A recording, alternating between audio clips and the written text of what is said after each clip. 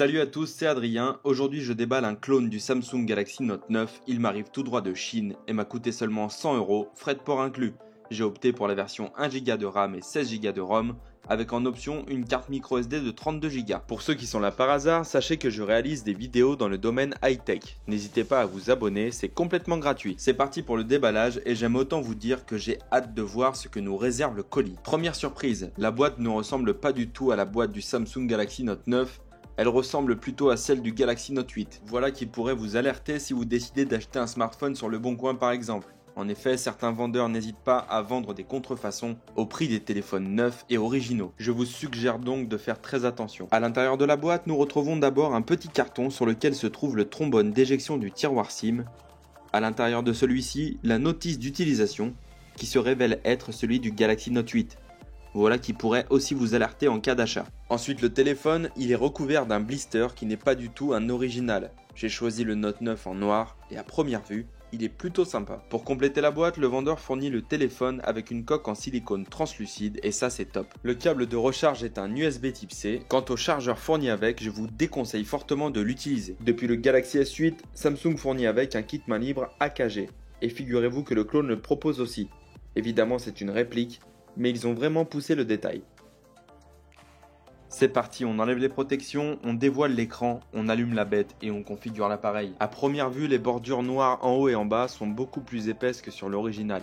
Cela aussi peut vous alerter. Côté spec, le téléphone embarque un écran de 6,3 pouces de 1440 par 720 pixels. Il tourne sous Android 7 avec le processeur MediaTek MTK 6580, 1Go de RAM, 16Go de ROM. Par contre, il ne peut pas se connecter à la 4G, il faut se contenter de la 3G. La caméra frontale fait 5 millions de pixels et la caméra arrière en fait 8. Le double capteur photo est évidemment un faux. Quant au capteur d'empreinte, il fonctionne très bien et c'est un vrai. En bref, il est quasiment 10 fois moins puissant et abouti que le vrai. Il est difficile de tomber dans le panneau tant les capacités du téléphone sont limitées. J'ai précédemment testé sur la chaîne un clone du Galaxy S9 Plus et mis à part le capteur d'empreinte, il n'y a aucune différence quant à l'expérience utilisateur entre ces deux smartphones. Les photos sont moyennes, le téléphone est lent, ne comptez pas sur lui pour jouer à Fortnite ou PUBG, mais vous pourrez aisément l'utiliser pour les fonctions basiques telles que vos mails, WhatsApp, Instagram, Facebook, en clair les applications qui ne demandent pas beaucoup de ressources. Ce n'est même pas la peine que je fasse un benchmark avec cet engin, de toute façon les résultats sont piratés. Ces téléphones existent simplement pour faire du fric et arnaquer les gens.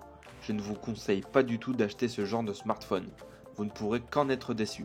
Si vous avez 100€, optez plutôt pour un Xiaomi Redmi Note 5A ou un Nokia 1. Vous aurez la garantie constructeur et l'assurance que vos données personnelles sont à l'abri des hackers. On passe maintenant au stylet et c'est la plus grosse blague du téléphone. C'est en réalité un morceau de métal complètement basique.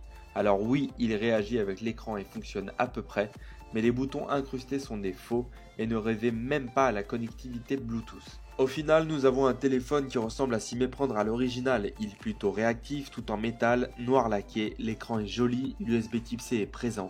L'expérience Android est aussi au rendez-vous et le prix est plancher.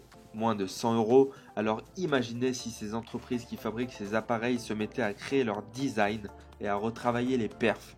Nous aurions peut-être de belles surprises avec à la clé des téléphones à la pointe et des prix maîtrisés. Mais ce monde n'existe pas, alors je vous donne rendez-vous pour d'autres vidéos sur la chaîne. N'hésitez pas à partager et à vous abonner.